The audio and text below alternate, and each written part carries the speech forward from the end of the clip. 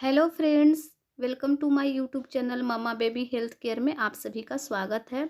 चलिए फ्रेंड्स, तो आप अगर मेरे चैनल पे नए हैं तो लाइक शेयर और सब्सक्राइब कर दीजिए, बेल आइकन प्रेस कर दीजिए।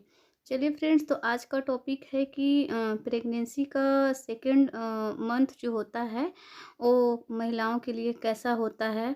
तो हम आज सेकंड मंथ ऑफ प्रेगनेंसी के बारे में बात करते हैं। प्रेगनेंसी का दूसरा महीना। आज हम बात करेंगे प्रेगनेंसी के दूसरे महीने के बारे में। प्रेगनेंसी के दूसरे महीने में किन किन बातों को ध्यान रखने की ज़रूरत पड़ती है और आपके बेबी के अंदर क्या क्या चेंजेस आते हैं, आपके अंदर क्या क्या बदलाव आता है। दूसरे महीने में बेबी का आकार तो सेम के बीज के आकार जैसा थोड़ा मुड़ा हुआ रहता है, दिखता है। उसके अंदर सारा ऑर्गन डेवलप होते रहता है, पर वो हमें अच्छे तरह से दिखाई नहीं देता है। बेबी का स्टमक और पैनक्रियाज सब धीरे धीरे डेवलप होता है। स्पाइनल कोड ही दूसरे महीने के एंड तक बनने लगता है, इसी महीना में बनना शुरू हो जाता है। अब हम बात करेंगे आपके बारे में कि कई कई महिला को वूमेट की समस्या होने लगता है, तो कई कई महिला को नहीं भी होता है। इस महीना थोड़ा थकान रहता है, वीकनेस रहता है।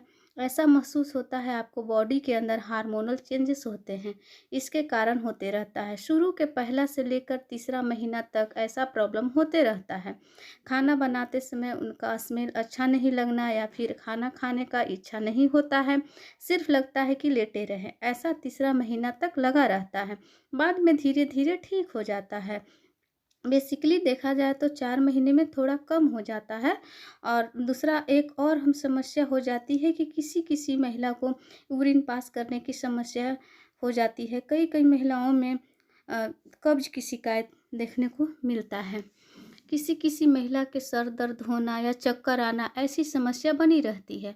बॉडी के अंदर जो हार्मोन चेंजेस की वजह से कुछ-कुछ समस्याएँ देखने को मिलता है फ्रेंड्स। तो कई-कई महिला को शरीर में निखार आ जाता है, तो कई महिला को स्किन डल हो जाता है तथा पिंपल्स भी निकलने लगते हैं। तो ये सब हार्मोन चेंजेस की वजह से ऐसा देखने को मिलता है।